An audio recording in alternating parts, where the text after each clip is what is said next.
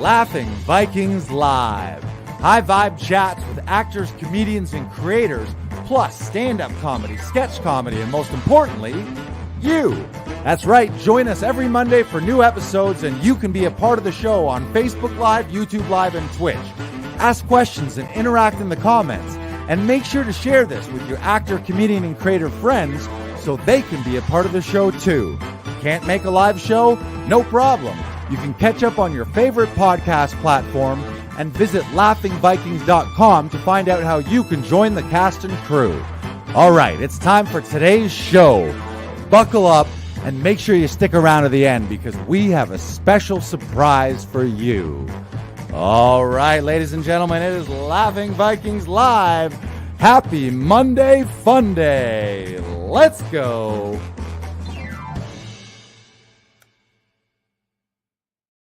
Good evening, BK Broiler.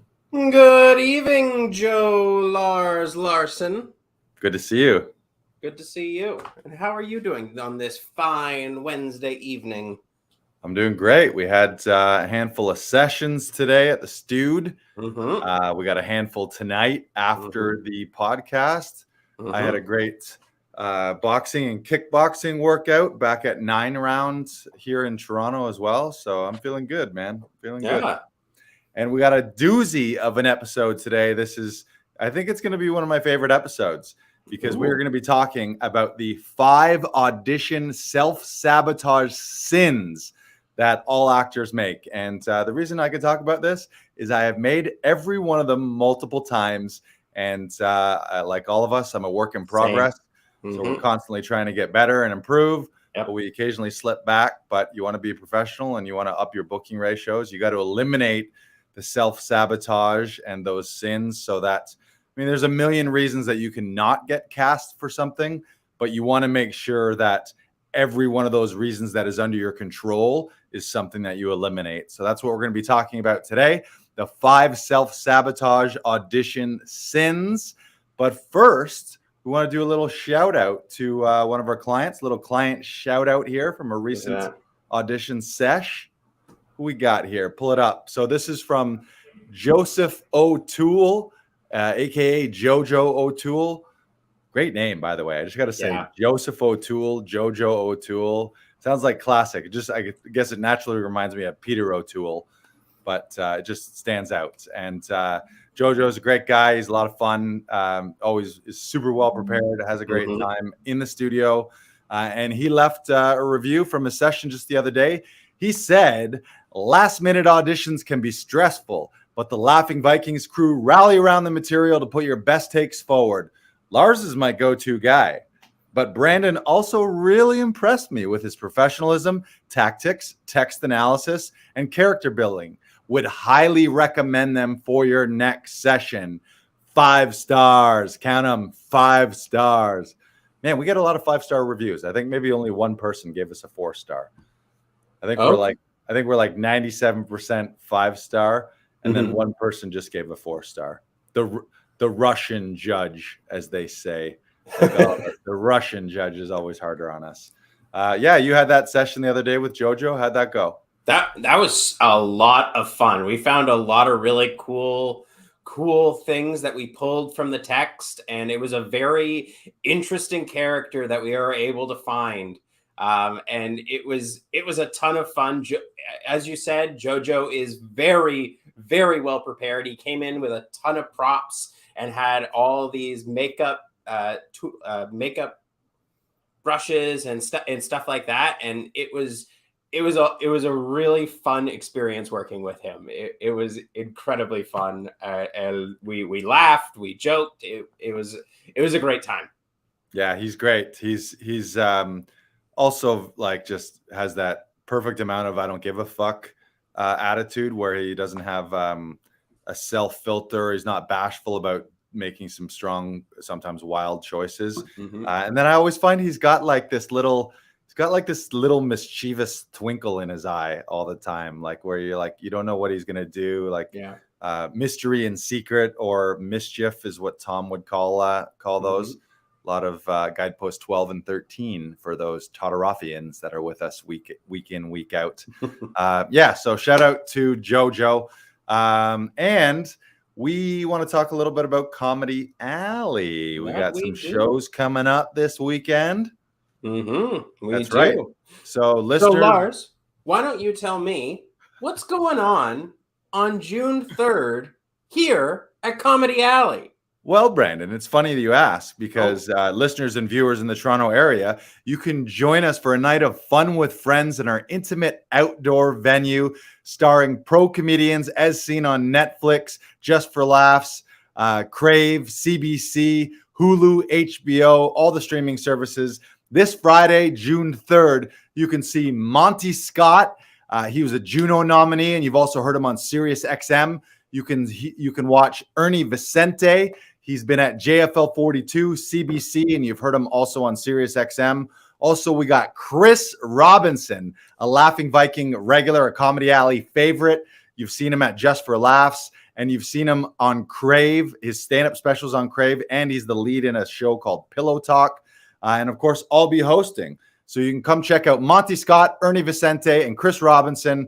Friday, June 3rd, go to laughingvikings.com/Comedy Alley. Grab those tickets. And if you use the promo code JUNEJOKES this weekend only, you'll get 50% off your ticket. June, like the month, jokes, 50% off. Go, go, go. That is a fire lineup. That is an incredible lineup. That's going to be so much fun. This weekend is pretty stacked. Yeah. So now, Lars, you did just say this weekend is stacked. We do have 2 shows coming up this weekend. So, Lars, let me ask you, what is going on here at Comedy Alley on June 4th? That's right, Brandon. We run shows every Friday and Saturday at 8 p.m. This Saturday, June 4th, you can come to Comedy Alley. Only 20 seats available, and you're going to see Garrett Jameson, who's been on Sirius. He's been on MTV Canada, and he's also been featured on the Comedy Network. Also, Jason Allen. He's been on JFL 42, Sirius XM, and he was a performer at the Edmonton Comedy Festival. We got Jeremy Dobsky, who you've seen on CBC and Vice. And we've also got Patrick Hakeem, who you've seen at JFL 42 and Zoo Fest. And of course, I will be hosting. Again, only 20 tickets available for all these shows. Intimate venue.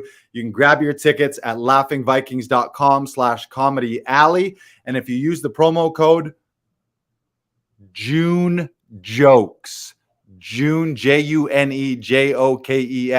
you'll get 50% off your ticket this weekend only. This weekend only, use JUNEJOKES. Grab 50% off tickets. These lineups are fire. It's going to be an incredible weekend here in the alley. I'm looking forward to it. These are stacked lineups. Every weekend is stacked, though. So it's like when I say this, it's really this weekend isn't any better than any other weekend. It's just every time I look at a lineup, I'm like, oh, shit, this is a great lineup. I will say this. The way I do want to point this out. We have a very male-heavy weekend here, which is something that we're going to correct in some of the upcoming weeks. We do aim to make sure that we've got a diverse lineup, male, female, all different races, colors, diversities, preferences across the board. And for those wondering, they're like, how did he put just, why so guy-heavy? What we do is we do an email blast to all the pro comics who I work with, including male, female, and all across the diversity board.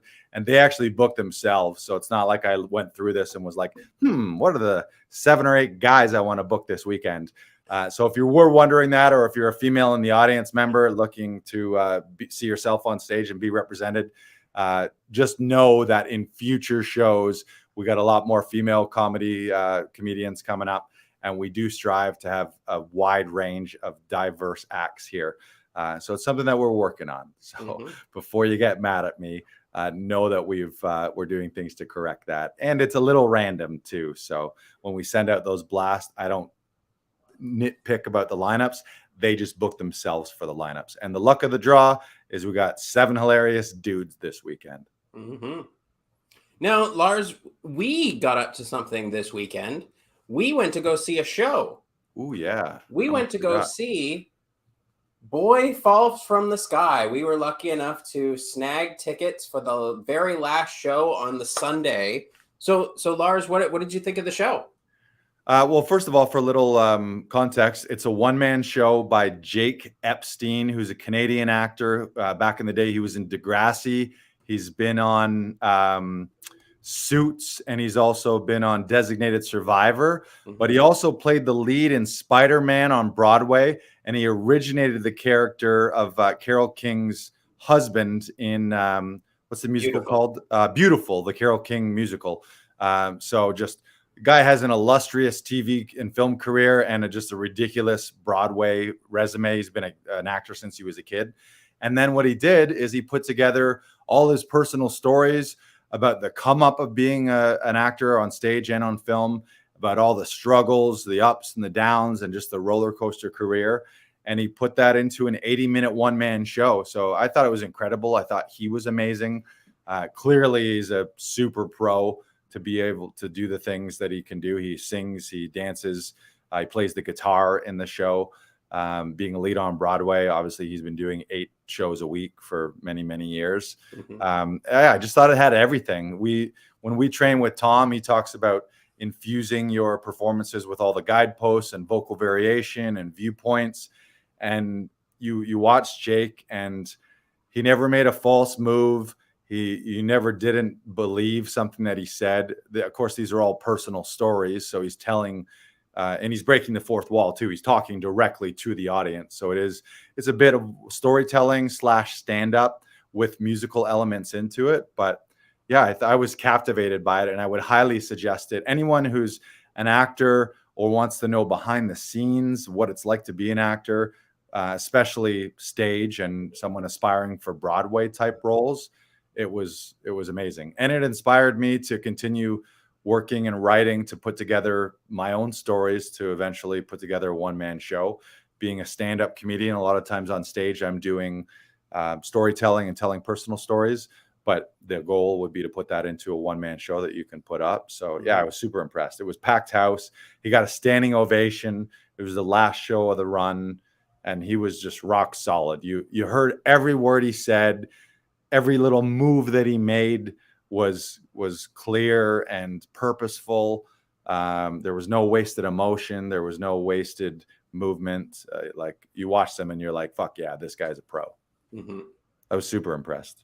Yeah, it was a very fun show, and it's almost harder to get that personal with an audience, and Jake really nailed that. It was a fantastic, very personal, very fun show to watch. Yeah, I don't know what city it goes next to. You have to look him up. I think his Instagram is the official Jake Epstein, or just Google him. If you Google Jake Epstein, boy who fell from the sky, you'll find him and look to where he is. And if he's in your city, go see it, especially if you're an actor or if you're a person who wants to know more about the behind the scenes of being an actor. Yeah, it was amazing. It's great. So happy that we went. Yeah. We should do that more. We'll go see more shows. Yeah, it's good. Yeah. It's good to see what other people are doing and get inspired. And we both mentioned that it had been a while since we've been in a theater because of COVID and everything. That was my first time back to a bona fide theater. So yeah, it was great. Oh, I love sitting in the audience and looking down at the theater. Like just seeing the stage, taking it in. I love looking at the backdrops, and I love looking at the sets and how it's built and what it looks like and what color it is, and it was very well put together, and it was a very nostalgic feeling, and it was nice. One funny thing that happened, I don't know if you caught this, Brandon, but we got last minute tickets.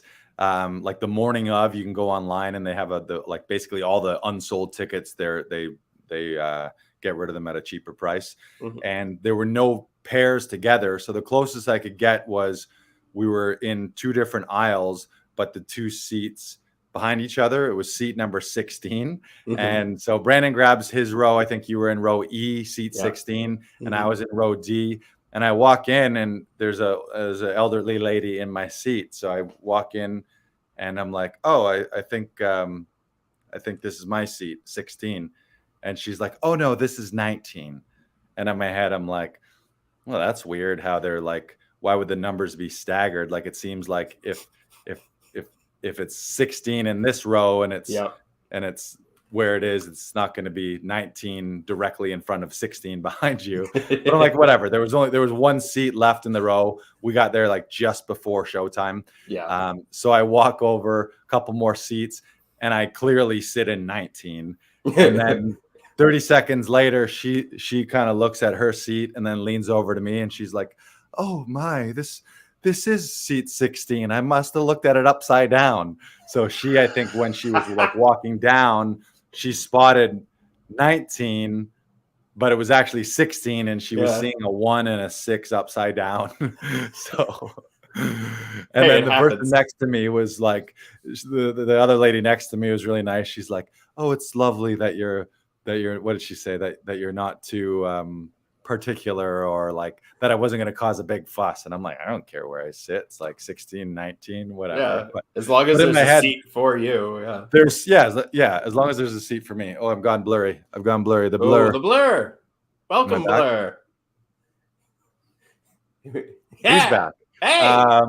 But when she said that, I'm like, it would be a very late Larry David Curb Your Enthusiasm or Seinfeld moment where I'm just like, no, lady, that's 16. Yeah. I want my seat. And she was sitting with her family or whoever she came with, and 16, 19 is like right there. It's not like there was no difference. In fact, 19 was closer to center stage. So technically 19 was a better seat. It all worked out. But I swear to God, lady, if I ever see you again, I would never hit an old lady or any man.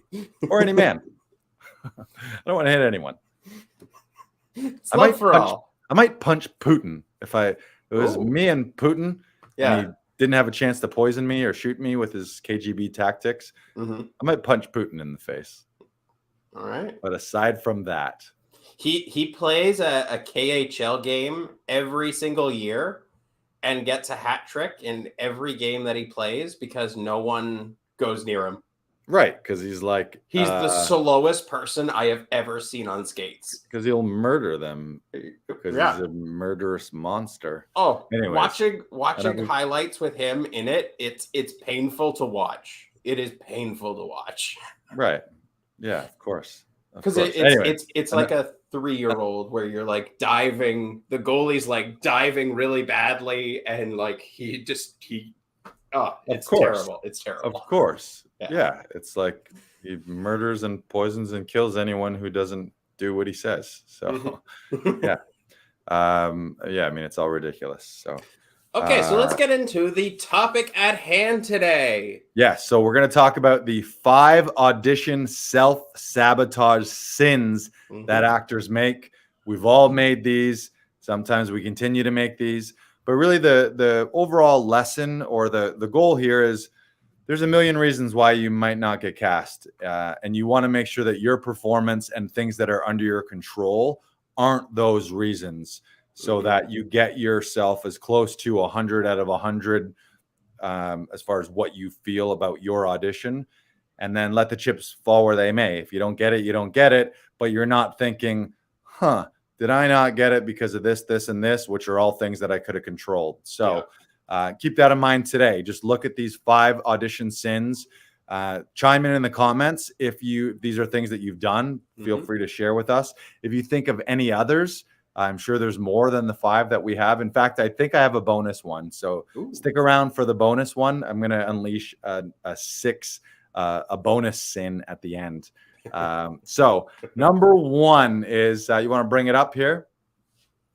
Number 1 is probably the biggest that everyone is guilty of, is just lack of preparation. Yep. And someone, you might be lamenting right now, oh, Lars, how can I prepare? We get these last minute. That's just the nature of the game. So you got to release that from your vocabulary and your mindset. Just the idea of, oh, I don't have much time, just can't be a thing that you worry about. What you need to worry about is from the time you get it to the time you record your audition, that you use as much of that time as possible to prep. And also the other mindset change is, instead of bitching and moaning about, oh, I don't have enough time, they never give me enough time, if only I had more time.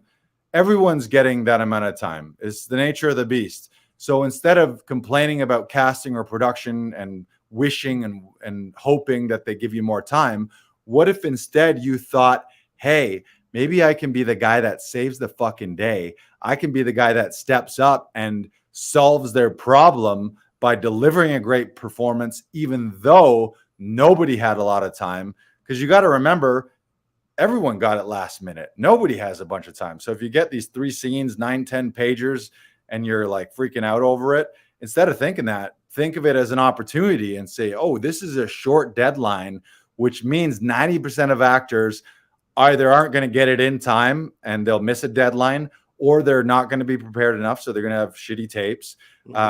So this is an opportunity for you to step up and to separate yourself from the crowd, which is what you need to do to be a booking actor. One person gets the role out of 500 submissions. So it's a way to separate yourself by preparing properly. So what do I mean in your prep? First of all, doing the research. So when you get the breakdown, research the production, make sure you know the world. So maybe what you watch an episode or two. If it's for a feature film that doesn't have something that you can watch, you can look up the writer, you can look up the executive producers. Maybe you know the casting director a little bit, so you know their world and what the do's and don'ts that they like. But just doing your back research, and then maybe there's some psychology or sociology thing. Like Brandon, you auditioned for something that was a period piece set in the 50s. Well, if it's set in the 50s, or if it's set in a time frame or in a certain geographical frame, that could be part of your research, where you make sure you know a little bit more about the world. So you come into that audition armed with all the knowledge, and you don't miss something that's really key, or you don't miss the fact that, okay, people would do and say things differently in this time period. So you understand the psychology and the sociology of that. Also, just your rehearsals.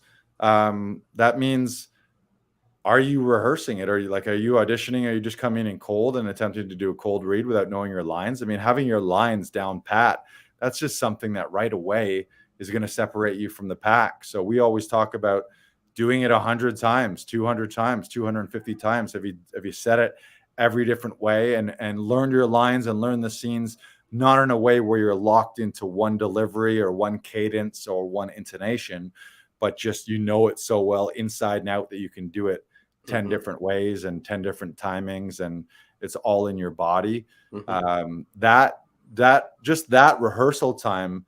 And so what does that mean? It's like, ideally, in a perfect world, you get the breakdown and then you immediately book your session. If it's with us, you literally get your email from the agent, look at it. When's it due? Okay, it's due Thursday at 4. I'm going to book a session Wednesday night. Say you get it on a Tuesday and it's due Thursday afternoon. Always better to get it in a little earlier than waiting for the deadline. And we'll talk about deadlines a little later. But then so you got it booked and you know, okay, I got 2 days or 48 hours, or maybe you only got the one night and you're going to do it the next morning.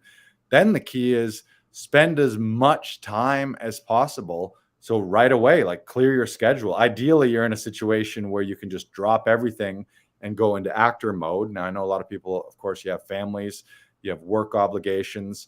So you just got to figure out a way to carve that time out. And if you're having trouble with that, it's like Tom says, love takes time, love makes time. So if you really love acting and you're really aspiring towards this, you can't continue to give yourself the excuse, oh, work, especially if it's a work job that you don't even like anyways, and you're only doing it to make a few bucks to support your acting. Don't put your side job or your Joe job or your side hustle ahead of acting every single time. Like, that's a huge self-sabotage thing, where it's the fucking role of a lifetime, could change your life, lead in a series, lead in a feature, or a big, massive national commercial campaign.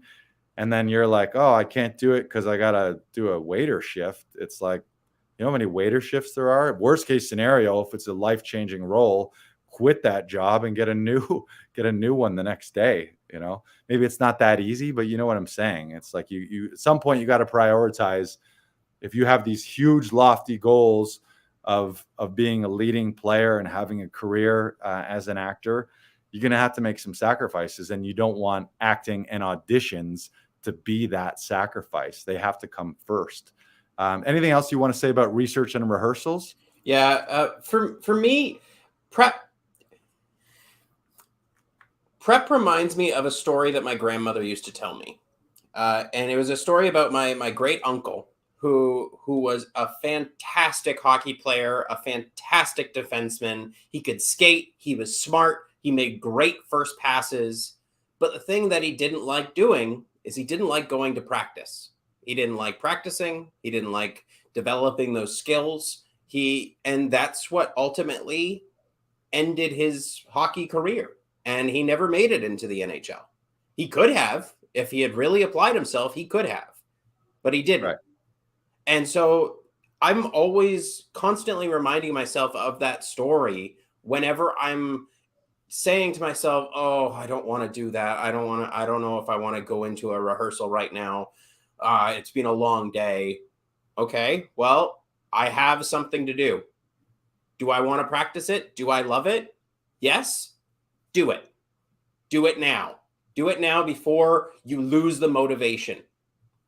Because it takes 5 seconds to lose that motivation and turn on the TV or turn on Netflix or find something on YouTube. And then you're in sort of a binge bender sort of thing, and you struggle to get out of that because now you're in this vegetative state. You're there. You just want to relax. So don't do it.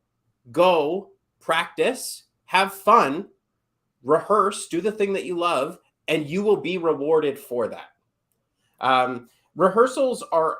This is something I've been working on for the last little while. Rehearsals are playtime, and you don't want to get into performance mode, or you don't want to make choices that inform your performance. One, it gets boring. Your rehearsal will get boring if you decide, okay, this is how I want to perform it. This is how I want to say it. This is how I want to do it. And that's it. You're limiting yourself. Play with it. How does that line change when you're singing the line? How does that line change when you have a different inflection?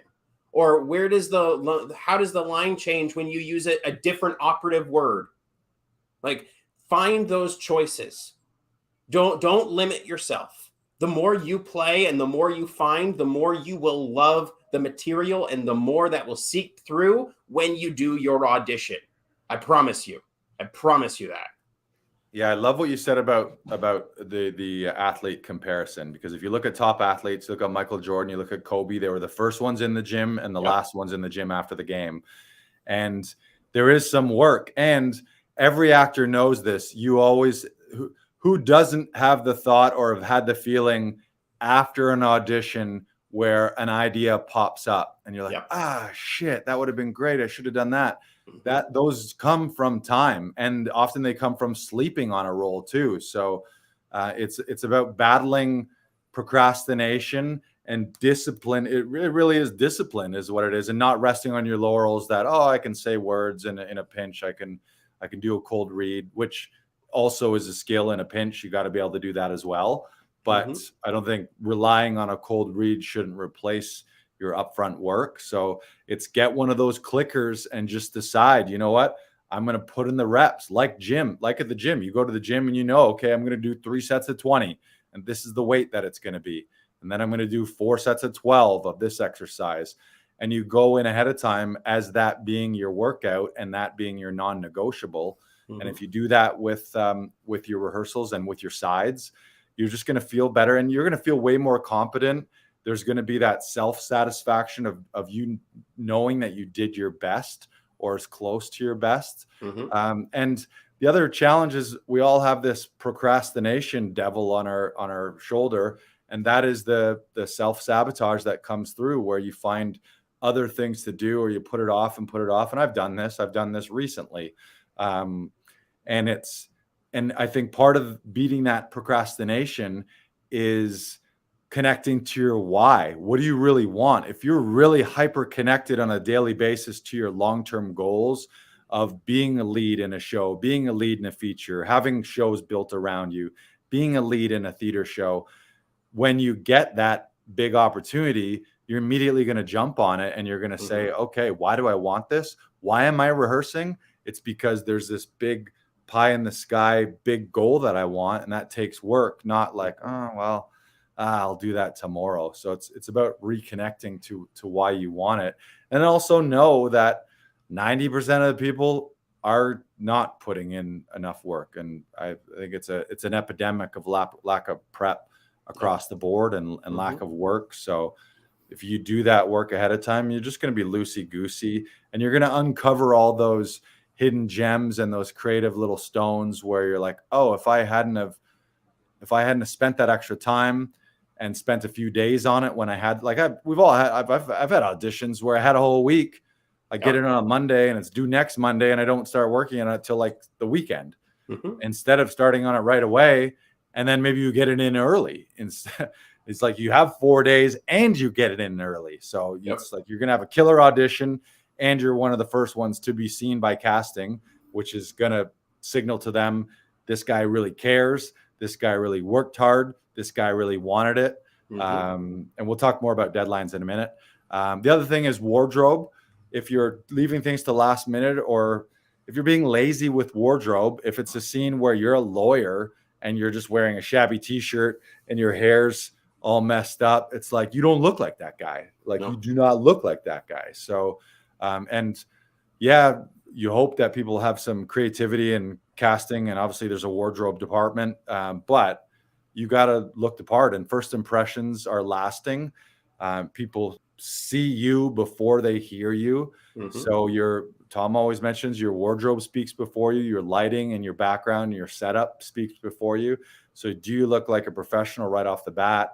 And if you leave those wardrobe choices to last minute or decide not to do anything, it's one less thing that's in your audition that might be the thing that helps you book it. Or if it comes down to you and one other guy and he's amazing and you're amazing, but it was a lawyer role and you look like a lawyer and you're all done up like a lawyer in your power suit, or if it was period piece and you have a hinto period in your that sounds weird, a hinto period, but you know what I mean. You have a hint to it, and even some small specific choices, like just the specific tie or the specific watch, not things that are distracting or that are going to distract from you and your performance, but things that are adding a hint of the character.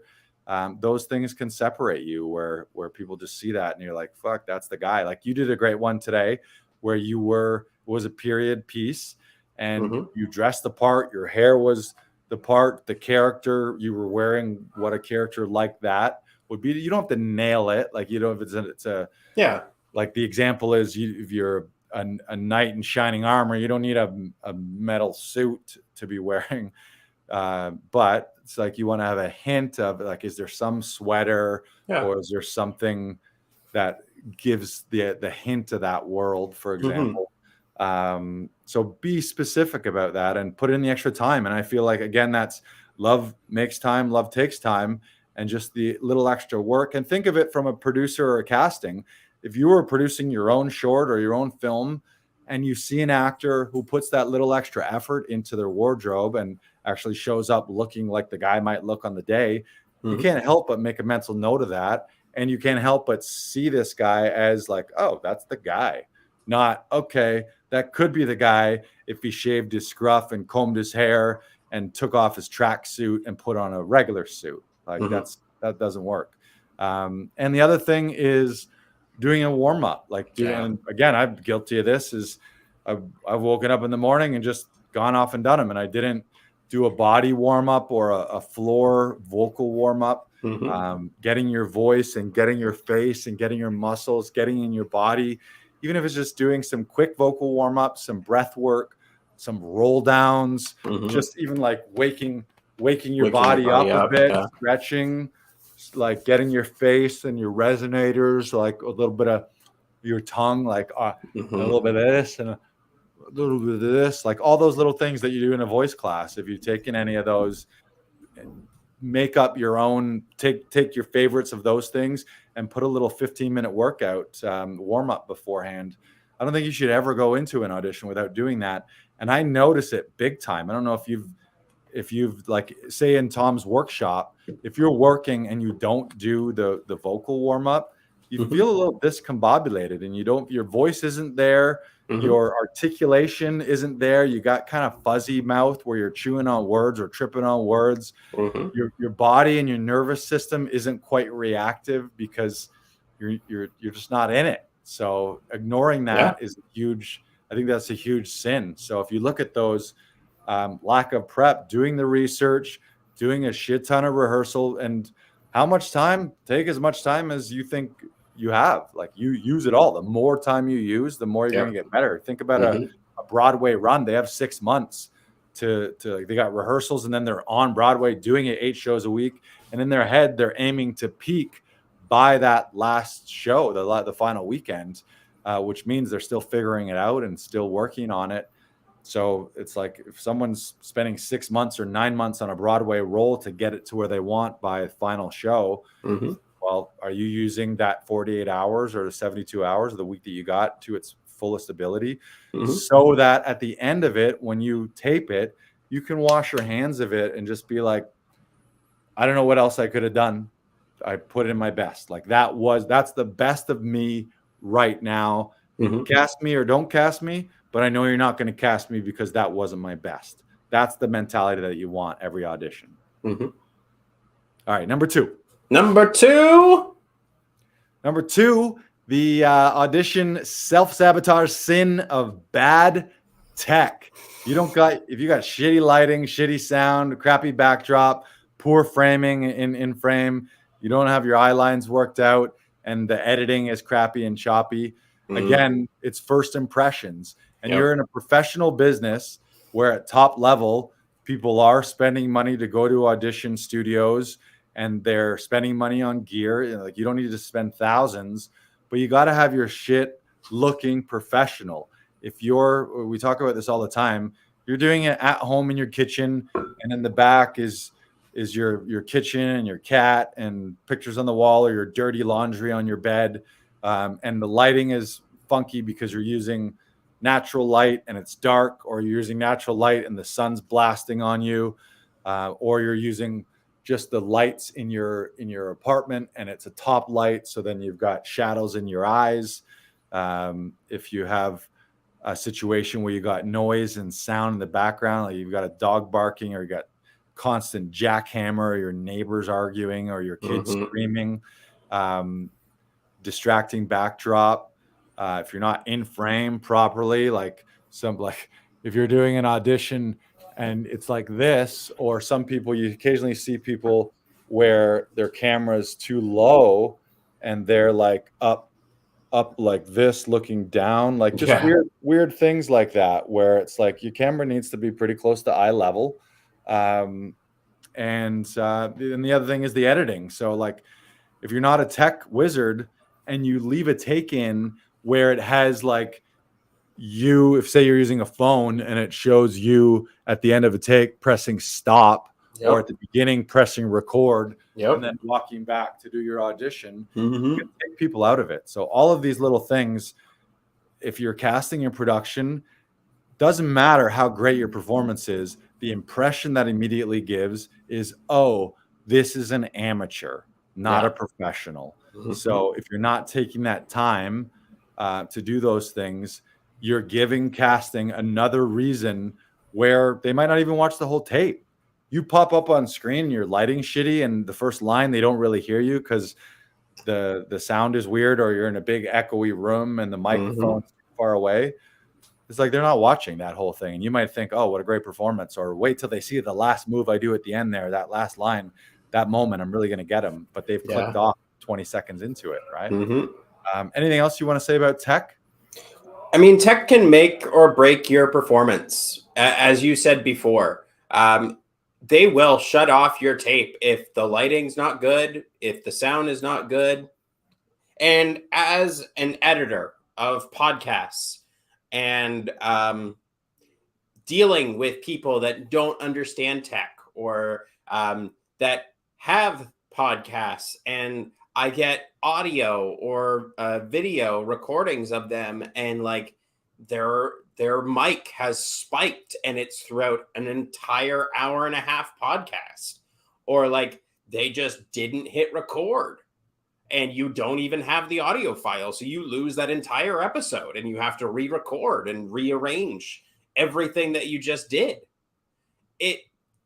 It really does put a damper on you as a person, because we want to work with someone that is going to get things done.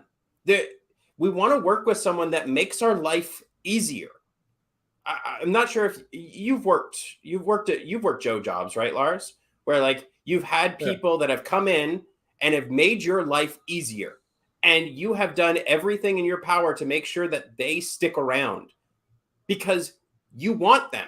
You want them around. If they are making your life easier, that's amazing.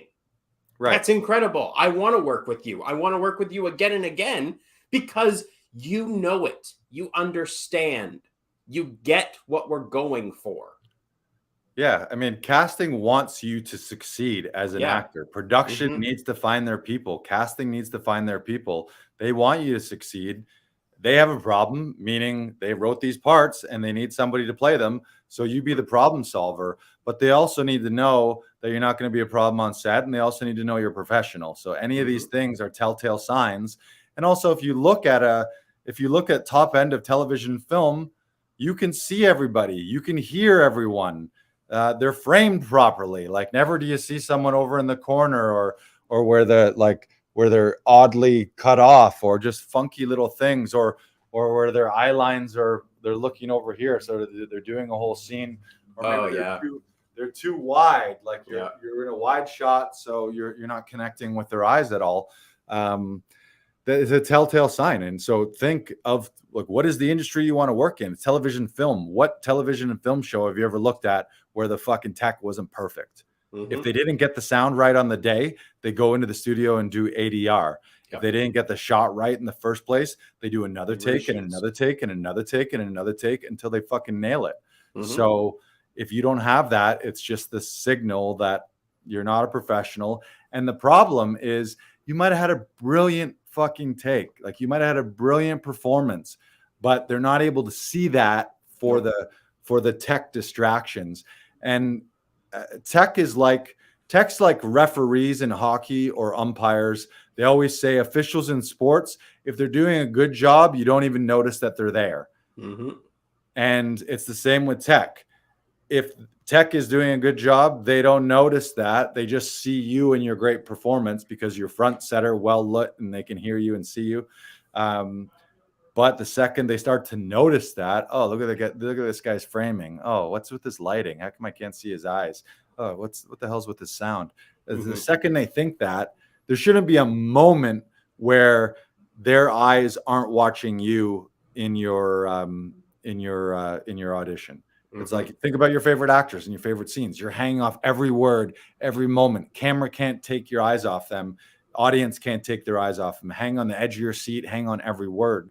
That's what you got to get to. And any kind of tech issues are going to steal from that. So just eliminate that. And if you can't do that, find someone who can. Obviously, here at Laughing Vikings Actors Audition Club, that's what we do. So we eliminate all that stuff. So the only thing you need to do is think about acting and think about your performance. So you just got to deal with your prep. Come in prep with strong choices, and you're well rehearsed, ready to play, and you're warmed up. And then we deal with all the tech and editing as well too. Are you putting are you snipping the ends of it so you're not having that awkward beat of you snapping out of the scene where you're in it and then you're like, oh, fuck, I hope that's the one. Or, oh, I don't know. What'd you think of that? Like any of those little after moments that shouldn't be in a take that you don't want, where you're like, fuck it, that's the last time I'm going to do it. They better like that one. I mean, you don't want any of that stuff in there. That could be like, oh, that was great. And then after before he cut this, I saw what the guy was really like and heard him say something that he shouldn't have said, So just be smart about that. Number three, not following instructions. Yes. So every time you get a breakdown from casting, there's detailed instructions and why casting wants you to succeed. And sometimes those instructions are like way too basic, where it's like stuff like, we need to see you, we need to hear you, you need to be framed in landscape, not portrait. You're not making a TikTok video or an Instagram, so it's got to be the classic sideways frame. They're going to give you instructions on, so we've got them listed here, things about the slate. So what are you saying in the slate? Is it name, height, city? Sometimes nowadays you got to talk about vax status. Sometimes you got to show hands. Sometimes you got to do profiles and then profiles. Sometimes it's full body. Sometimes there's little extra special things, like it's tell me a little story, or tell us about a time when you did blah, blah, blah. Yep. And again, every little thing, they might love you and they might like you and they might like your performance. But if you're missing that one thing, if it comes down to you and someone else, and this guy nailed everything and you didn't, is casting going to think, is he going to show up that day? Yeah. Is he going to pay attention to the address on the call sheet? Is he going to fuck up the time on the call sheet and come late? Like all of those things. Don't give them a reason to doubt your competence or your intelligence or your ability to follow instructions. It's like at a certain point, and I'm sure casting is able to use that as a weed out tool to just be like, oh, well, this person didn't say what we needed in the slate, so we'll put them in the B pile right away. Framing as well too. Certain casting directors are head and shoulders. Other times they might say, oh, if it's a more physical scene, we want to see you in a wide or in a medium. Or there might be a combo of both, where they want one scene done in a close-up or a medium close, head and shoulders, and they want the physical scene, maybe it's a dance scene or a little bit of fight choreo. They want that in a wide. Same with framing in a slate. Number of takes. Sometimes they're like, give us your best few. Sometimes they're one take only. So if you're the guy who gave them 3 takes when they said, give us your best take, yeah, they can snip it and send it to casting. But do you want to give casting extra work to put you forward for the job of your life, like your dream role? Make it easy for them. Little directions too. You might get directions on tone or the comedic tone, or this is to be play this dead serious or play this deadpan. I know, especially in commercial auditions, they give you a lot of directions on how you want to play it. Sometimes in a feature or in a series, they might give you accent notes or just the tone of the show. So if you're missing that, it's just, it's another reason that they might not cast you. So if you think of, okay, I want my audition to be 100 out of 100. Well, if you fuck up the slate, now you're down to 99. If you fuck up framing, now you're down to 98. Now it's like you go to the Olympics and someone submits their routine and you look at the routine and, okay, if this routine is done well, or like the X Games, snowboarders or high divers, the degree of difficulty is 100. And then everything that they fuck up takes from that, and they end up with an 85 because they didn't do a bunch of things. They didn't execute. So figure out where's your 100 and then make sure that you execute on all those things so that you're putting your best foot forward. And then again, editing. Things like, do they want a front slate or they want a tail slate? Do they want separate files for the slate and all of the takes? Again, not paying attention to that stuff can be the difference of you not booking it and missing out on the dream job of your life that was going to pay 6 or 7 figures and change your life entirely, all because you didn't send them 3 separate files. And again, that's something that we help people with here, and we're very deliberate and very particular. When you book, you can tell us, do you need a slate? How many files? We're always asking you, what do you need in the slate? Do they want it all in one? And you don't want your agent to have to double check that or catch that. And you don't want casting to have to worry about that, where they're like, great, I want to submit this guy to production, but now I got to reply to them and say, send these as separate files, or they got to go and edit themselves and snip it and forward it. So just don't fall victim. It's easy stuff. Just like read it, follow directions. And a lot of this comes under not rushing and giving yourself time. If you're rushing, you're going to miss this stuff. If you're leaving it to last minute, you do miss this stuff because you're like, oh shit, I got to get it in quick. Let's slate. And then you send it off and you're like, oh fuck, they wanted to see my hands. or I didn't say this, and this in my slate. You want to say anything else about instructions? No, I think you covered most of it. And like, again, it comes down to trust. Can I trust you? Right. Do I know that you follow instructions? Yeah. Simple stuff. Don't give them any reason to doubt you. No. Like, obviously, the first thing they don't want to doubt is your craft and your performance and your ability as an actor. But if that's amazing and then all these other things are fucked up, they're going to be like, oh, I would love to cast this guy, but is he going to make me look like an idiot on the day? Is he not following instructions? If they send him sides the morning of that are rewrites, is he not going to get them? Is he not going to show up? Like, all of these things, right? Is he going to miss an address and not show up for his COVID test? Is he going to miss a wardrobe fitting? Like, all of those things, it's a high pressure, and you're replaceable. Hate to say it, but unless you're an A-list star, you're entirely replaceable, because there's 500 other people that submitted for the role. So there's at least a short list of 5 or 10 other people where it could have gone any way between you and them. So don't give them any other reason to replace you. Number 4. Number 4 is just missing deadlines or cutting it too close. And it's the bane of every actor's existence that it is a last minute industry. Everything moves quick. You get it. Sometimes you get it on the same day. You get something from your agent early in the morning, and it's like, this is due this tonight, or this is due tomorrow morning.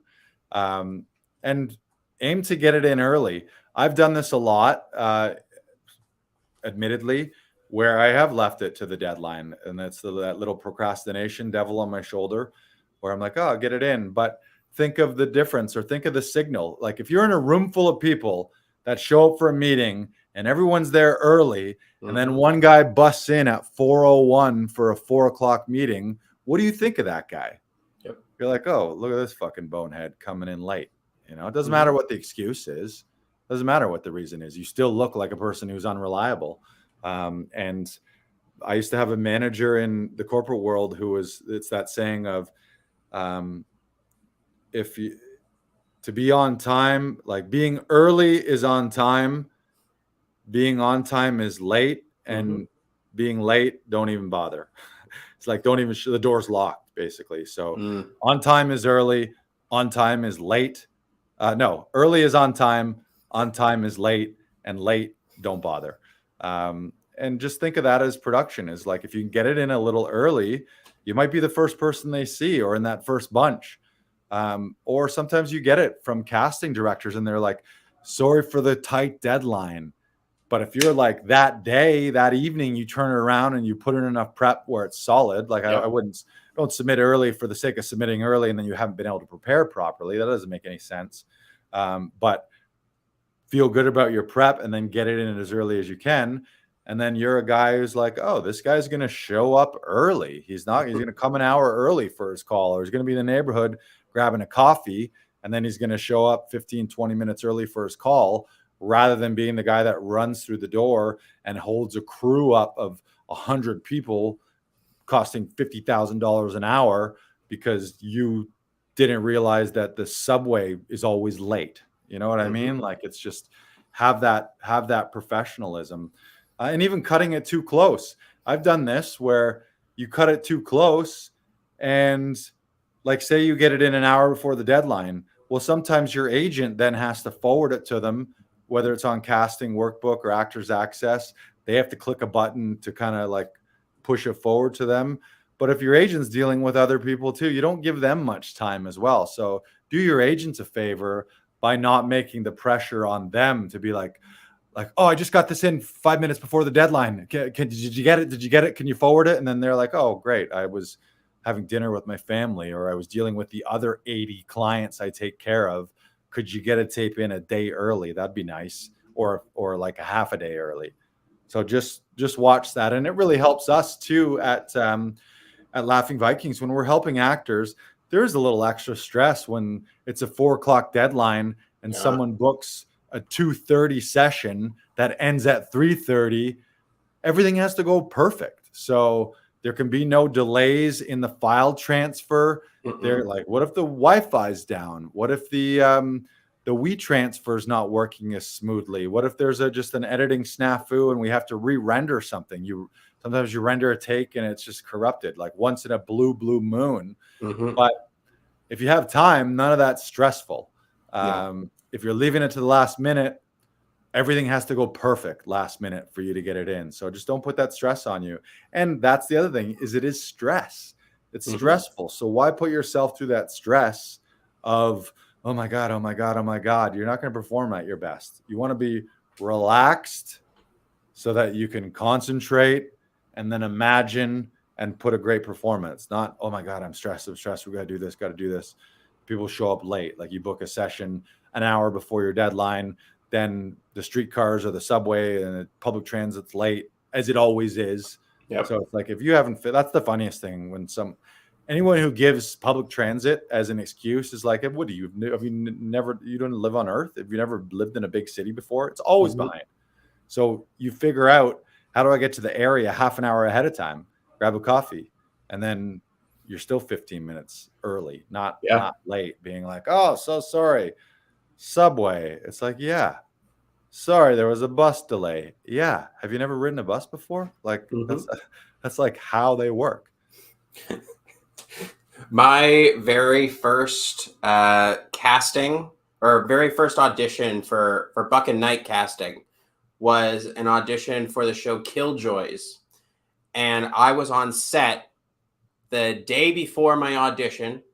I got the email the day before saying, you have an audition tomorrow morning. I was on set and I needed to bring a headshot and resume. And I was on set until 11 p.m. and didn't have a backup headshot. So I got home. I went to my parents' house because I gave them an extra headshot just to post on the fridge or on their wall or whatever. Aww. I stole that and used it for the audition. Yeah, amazing. That's what you need to do in this business. Sometimes you need to steal the headshot that you gifted your parents so that you have a headshot for that audition early in the morning the next day. Yeah, when you really want something, you fight and you go get it. You do whatever it takes. You don't complain and be like, "Oh, well, I don't have time." And you're like, "Okay, well, there's a million other people that want it more than you. So don't complain when you're not booking things, or don't complain at the end of your life when all your dreams didn't come true, because everything that possibly could have been an excuse, you made an excuse." So this, again, go back to your why. Do you really want this? And then also just realize how competitive this field is. It's competitive from a craft and training. Like, people have spent years and years training and years learning and taking new classes and new courses. But then it's competitive from a professionalism standpoint. Like, people at top level are fucking pros. They're not fucking around. And you might hear stories of those. Like, everyone romanticizes the hungover actor, or the actor who was out partying all late, and Robert Downey Jr. or Chris Farley could show up. Like, it's like, okay, well, you're not those guys. So until you're those guys, be a pro, and don't give anyone a reason not to hire you or to fire you. All right, number 5. Not getting professional help, aka using non-actor family and friends. This is a big one, and I know why actors do it. They do it sometimes to save time, which is completely backwards, because it usually costs you time. Usually takes 2 and 3 times longer to deal with that person. And they do it to cut corners financially, which I know is tough. There's the starving artist syndrome, or having to put money into your career between headshots and membership sites for the casting and training and classes and all this. But again, what do you want? Are you looking at being a leading actor, being in a series, or being lead in features?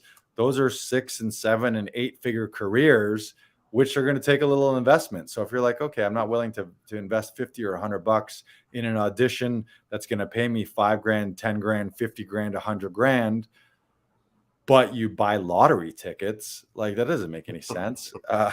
Like, it's look at that return on investment. What's the return on investment? Tenfold, hundredfold, thousandfold. And also, it's like, not, if you don't invest that money, you might not get that role, and you might also not even be brought back for others if it looks crappy. So what do I mean? If your family member is a great reader and they know how to run a camera, maybe you get away with it. Maybe that works. Yep. If you have a friend who's an actor and you guys got a buddy system worked out, and they're always reliable, you're always reliable, but we've all had flaky family members and flaky friends, or even they're not flaky. They just have their own life. So they get called into work or they get their own audition. Yep. That can be an issue. But even if they're a great reader, again, look at every TV film and TV or film that you watch. It's like the cast is not amateurs. The crew is not amateurs. All of the crew are professional film crew people, and all of the actors are professional actors. So why would you think that you're just going to use your uncle who doesn't know what he was doing and doesn't know how to read, or even if he is a great reader? Because some people naturally is like, yeah, they can pick up a script and read it, or they got a sense of things. But what might be missing is the outside eyes and a little extra direction or a little creative ideas that you might get from someone who is a professional actor with some training, or someone who has some casting experience, someone who's done a lot of self-tapes and submitted a lot of self-tapes.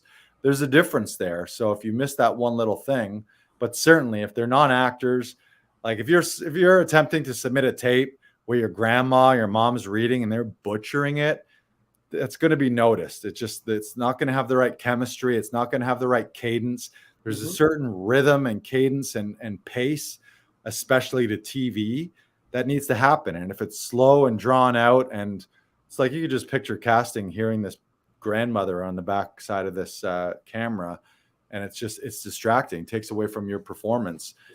And like I said, it could take time. Like you might finally get it with that person, family member or friend, but it might take you a whole afternoon. You might spend 2-3 hours of your life. So you also got to value your time versus spending some money to invest in yourself, invest in a professional setup, using a service, and going to work with professionals. Yeah, it costs you a little money, but at the end of that, you get a professional take that you're going to be proud of.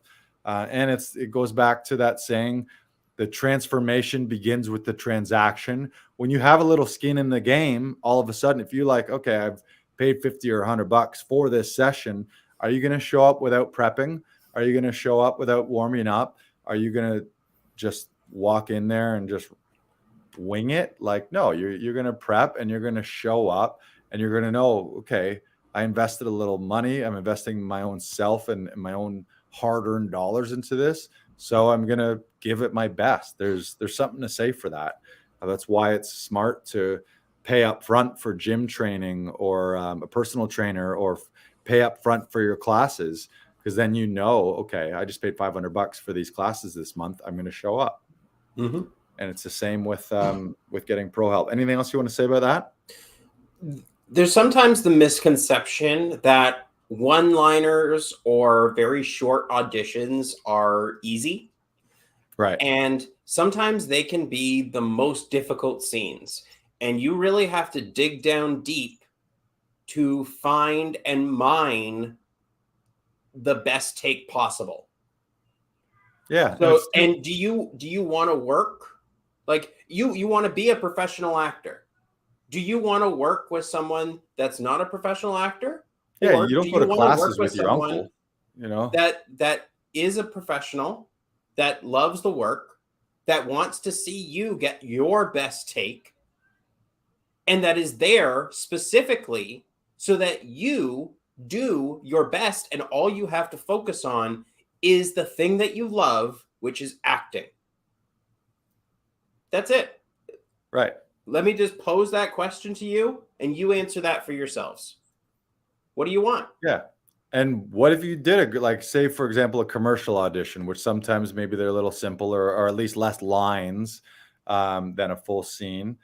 But if it pays 5 or 10 grand, or is this national thing, what about two brains are better than one? You know, like, it's like you put a few people together or second eyes on something, And then all of a sudden, it's like, ooh, what about this? It's like, I've done, we always offer up creative ideas and creative suggestions, and you can't see yourself. It's like, yeah, you can watch your tapes back, but everyone has their own biases and idiosyncrasies. Like, maybe rather than paying attention to your performance, you're looking at your eyebrow, or you don't like your own smile, or you don't like your hair. So you're paying attention to that weird stuff rather than performance-based and craft-based stuff.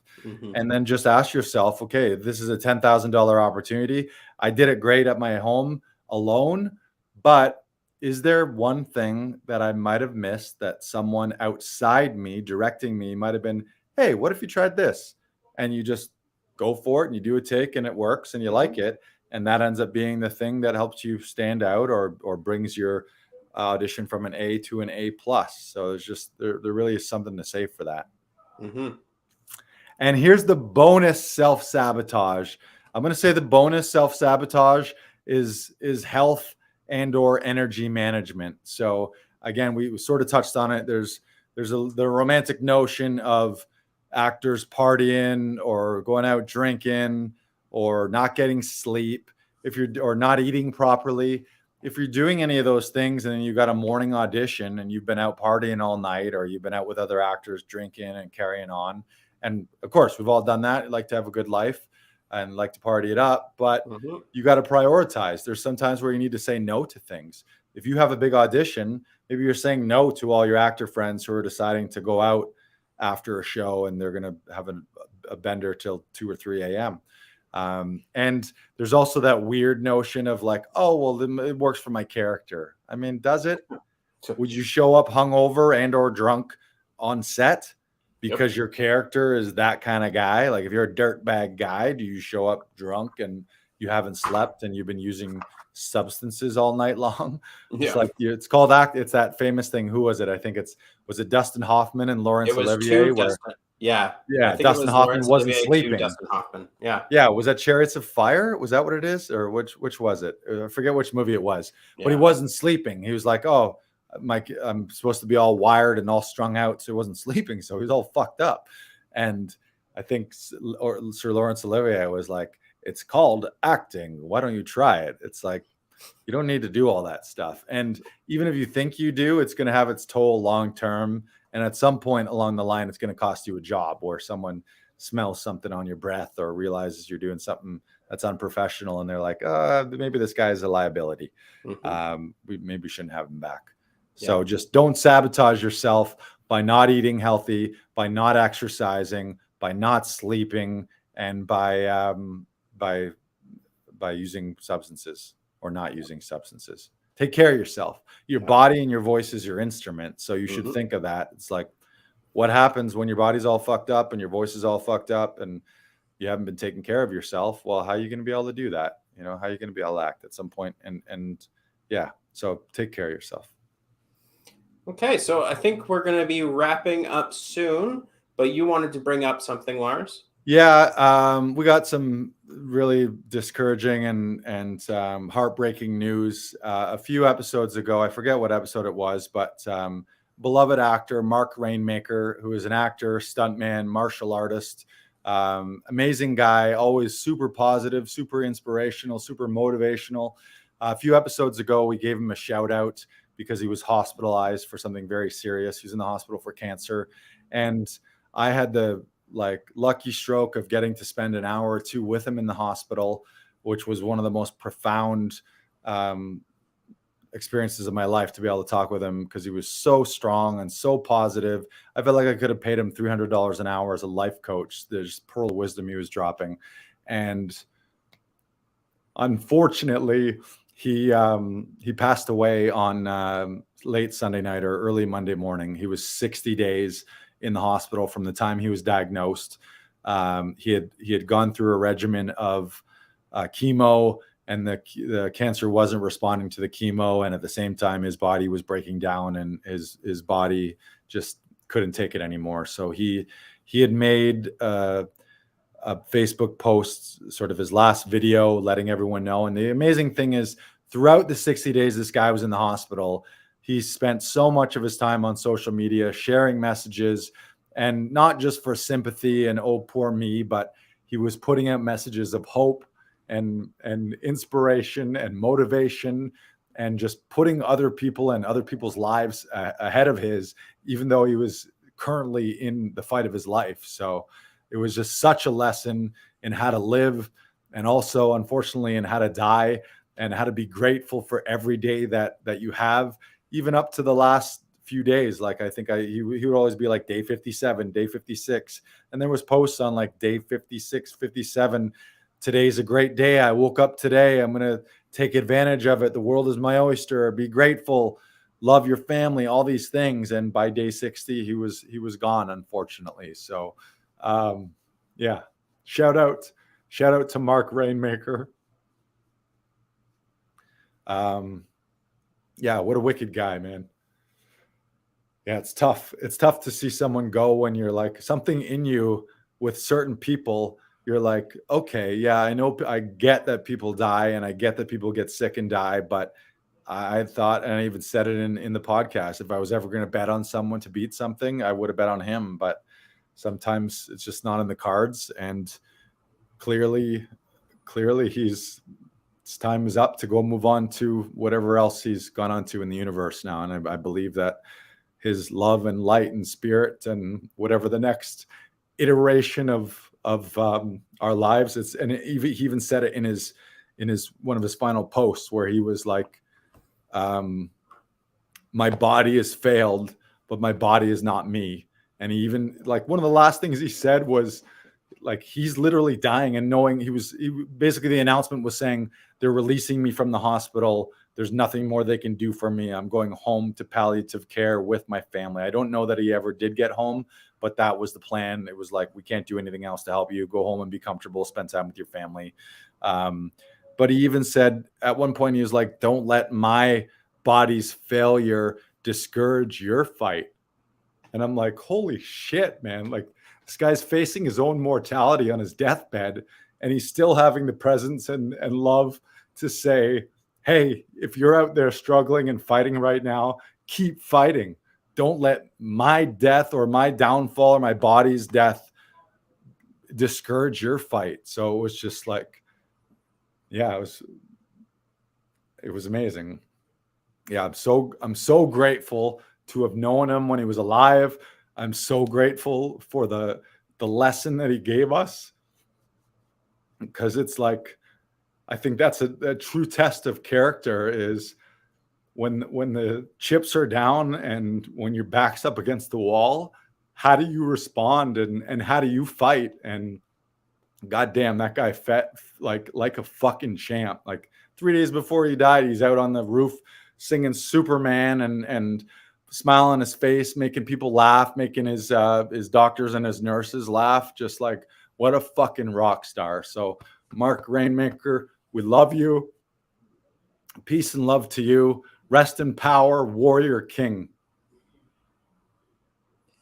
Thank you, everyone, for joining us this week. Live your life to the fullest.